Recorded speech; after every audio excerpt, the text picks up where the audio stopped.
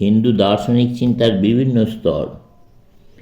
বেদে নরকের কোনো উল্লেখ নাই, কিন্তু আমাদের শাস্ত্রের পরবর্তীকালের গ্রন্থ পুরাণের রচয়িতাদের মনে হইল যে নরকের কল্পনাকে বাদ দিয়া কোনো ধর্ম পূর্ণাঙ্গ হইতে পারে না। তাই তাহারা নানা রকম নরক কল্পনা করিয়াছেন। এইসব নরকের কতগুলিতে মানুষকে করাত দিয়া চিরিয়া দ্বিখণ্ডিত করা হইতেছে এবং তাহাদের উপর অবিরাম যাতনা চলিতেছে, কিন্তু তবু তাহাদের মৃত্যু নাই। তাহারা প্রতি মুহূর্তে তীব্র বেদনায় জর্জরিত হইতেছে।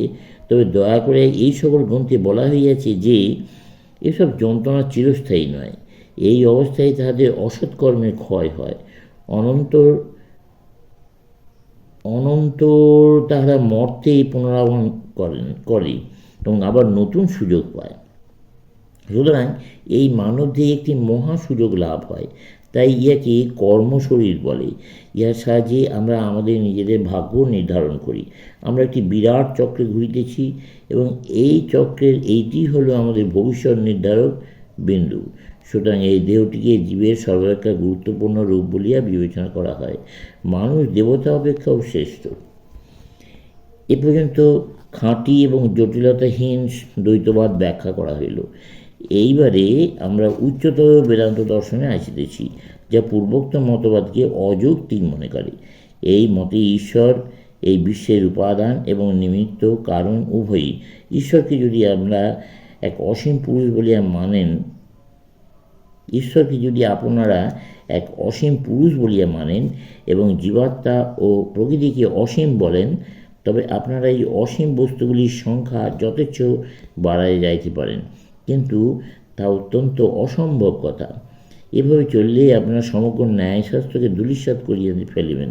সুতরাং ঈশ্বর এই বিশ্বের অভিন্ন নিমিত্ত উপাদান কারণ। তিনি নিজের মধ্য হইতে এই বিশ্বকে বাহিরে বিকশিত করিয়াছেন।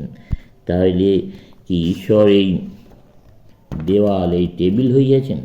তিনি কি শূকর বা হত্যাকারী ইত্যাদি জগতের যাবতীয় হীন বস্তু হইয়াছেন? আমরা বলিয়া থাকি ঈশ্বর শুদ্ধ স্বভাব। তিনি কীরূপে এই সকল হীন বস্তুতে পরিণত হইতে পারেন? আমাদের ইয়ার উত্তরেই ইয়া ঠিক যেন আমাদেরই মতন। এই ধরুন, আমি একটি দেহধারী আত্মা। এক অর্থে এই দেহ আমার হইতে পৃথক নয়, তথাপি আমি প্রকৃত আমি এই দেহ নই। দৃষ্টান্তরূপে বলা যাইতে পারে, আমি নিজেকে শিশু, তরুণ, যুবক বা বৃদ্ধ বলিয়া পরিচয় দিই, অথচ ইহাতে আমার আত্মার কোনো পরিবর্তন হয় না। উহা সর্বদা একই আত্মার রূপে অবস্থান করে। ঠিক সেই রূপে প্রকৃতি সমন্বিত সমগ্র বিশ্ব এবং অগণিত আত্মাগুলি যেন ঈশ্বরের অসীম দেহ। তিনি এই সকল মধ্যে ওতপ্রোত হইয়াছেন।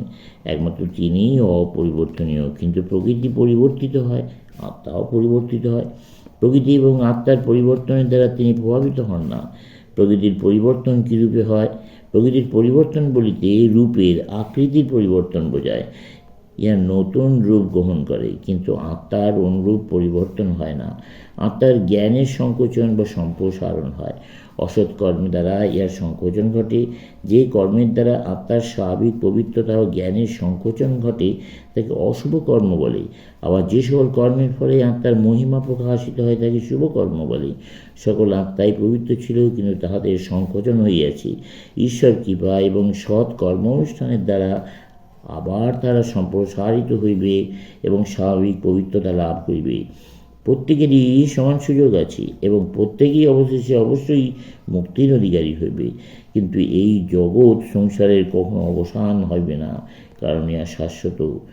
ইহাই হইল দ্বিতীয় মতবাদ। প্রথমটিকে বলা হয় দ্বৈতবাদ। দ্বিতীয় মতে ঈশ্বর, আত্মা এবং প্রকৃতি এই তিনটিরই অস্তিত্ব আছে এবং আত্মা ও প্রকৃতি ঈশ্বরের দেহ।